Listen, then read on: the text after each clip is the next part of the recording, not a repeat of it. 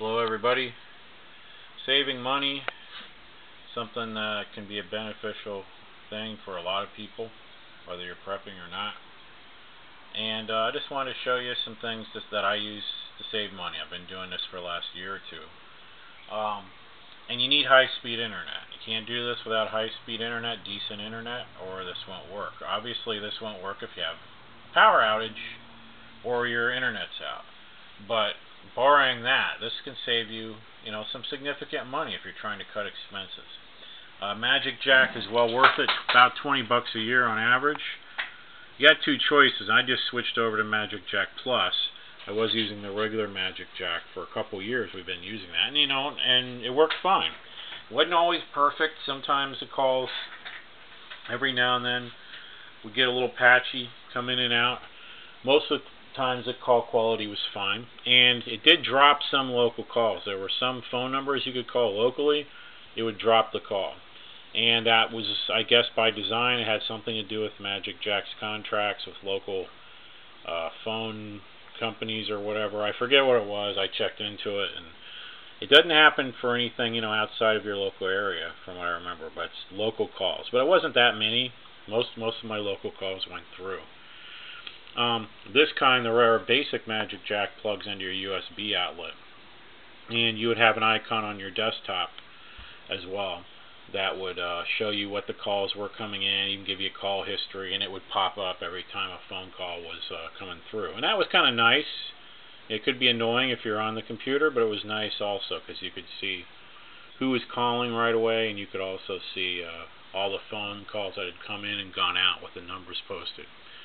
But the problem with regular Magicjack, if you're going to use it as your main phone service, is you got to have your computer on all the time. Can't really turn it off.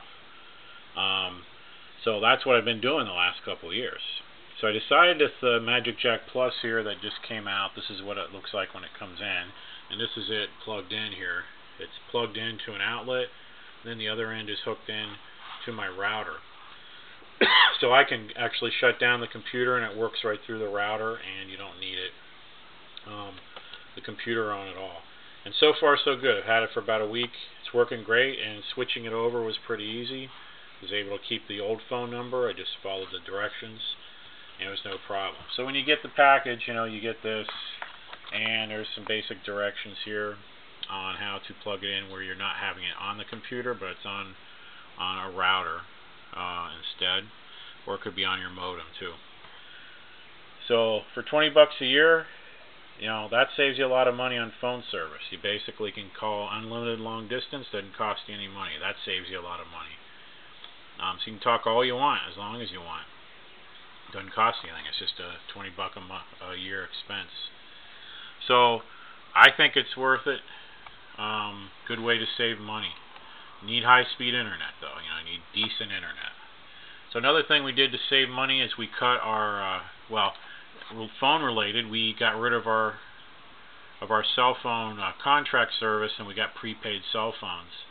And if you really look into that, you might see that you could really save money. We cut our expenses from about $60 a month to about $30, using a couple prepaid phones. Kind you can get at Walmart and other places, kind of cheap phones, but they work. So that's another way to save money. And lastly, another thing we did is we cut our cable television a couple years ago, and we haven't regretted it. It's not always, sometimes there's things you miss, but there are ways to get other television. So you got to get a good antenna. We got a good outside antenna, so we've got all the broadcast networks, and we get almost 50 channels.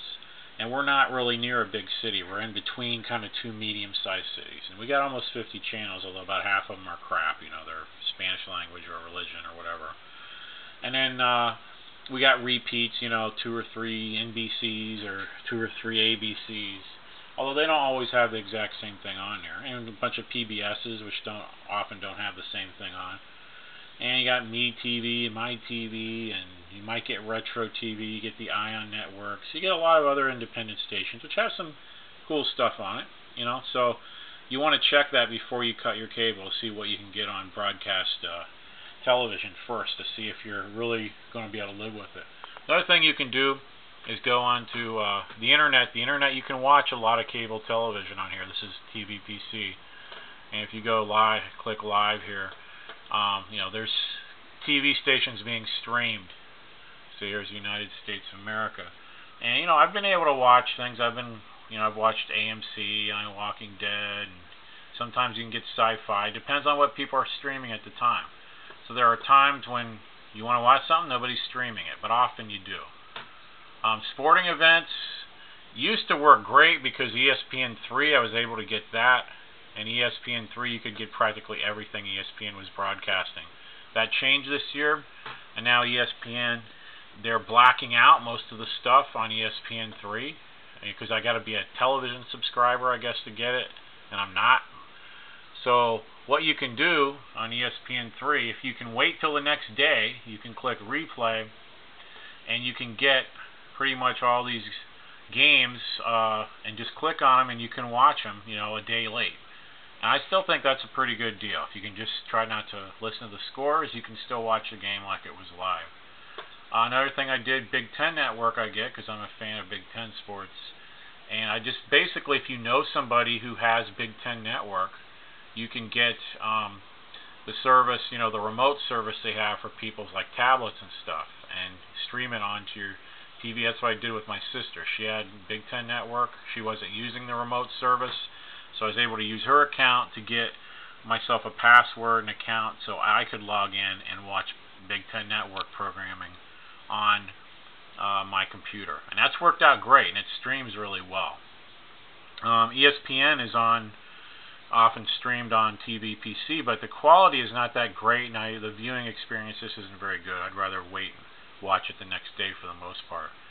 So anyway, it's a way to save money. I'm saving cable television, $70, $80 at least, sometimes more than that. It depends on what service you have. So I would say, these are easy ways to save money, take advantage of your high-speed internet, and you can use that money for something else that's more important. So hopefully that helps. If you have any questions, just shoot me a question. See you later.